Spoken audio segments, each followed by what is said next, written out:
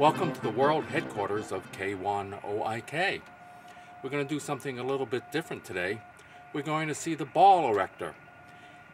You've always wanted to get your antenna up really high, and there are a lot of different things that will get your antenna up pretty high. K1OIK ball erector will get your antenna up almost 40 feet with very little effort. I'm going to show you some of the antennas and how high I got them up. Mostly 40 feet. I got a 160 meter dipole, a G5 RV, and a trap dipole up. The 160 meter dipole was most challenging because I have a lot of trees around my yard and I had to thread them through the trees.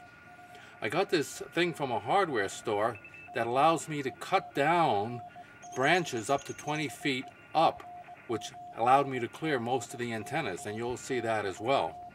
It was a great thing because it extends out about 15 feet, and then if you get on top of a ladder you can probably add another 5 to 10 feet considering my height and considering the height of the ladder, so 20 to maybe 25 feet if you're really stretching it.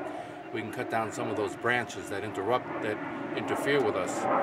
As you can hear, there's a plane coming over to observe my antenna erections, and this happens frequently when I get antennas up so high that the planes, the jet aircraft nearby, have to come around and take a look and make sure that my antennas are not too high to interfere with them. So I hope you enjoyed taking a look at the softball erector, how you can get your antennas erected quite high with very little effort. There is one little problem, and that is the problem with the string. It tends to get tied up in a lot of leaves and twigs and things like that. However, you're going to have that problem with anything that you try to raise if you're in a wooded area. I tried using a big blanket, and that helped a little bit. I put the string on the blanket and it picked up fewer twigs that way. So take a look at my, and hopefully you will appreciate the fact that you can get a dipole up for very little money. You drill a hole through the softball, put the string through the softball, and up go your erector. Well, now that you've had a chance to see how some of my dipole erections have gone, you should see a little bit more of how they were made. Well, first you take a regular softball.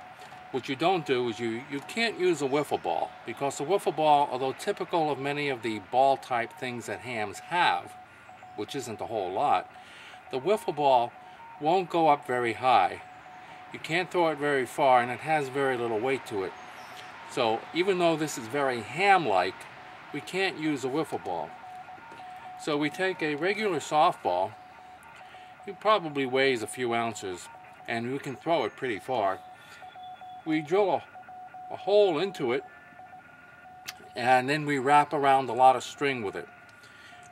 Once we wrap around the string, we probably should wrap around at least 60 or 70 feet of string. When you throw the K1OIK ball up 40 feet, it also has to come down 40 feet. So maybe actually you probably need almost 80 feet of string.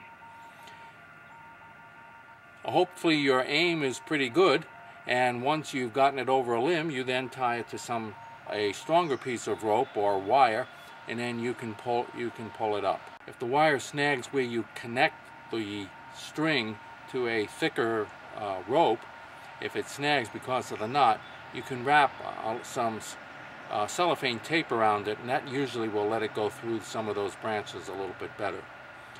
I was thinking of selling it. For $5 plus shipping, you can have your own K1OIK ball. So you can say you have K1OIK ball, or if you buy two, you can have K1OIK ball. That's all, folks.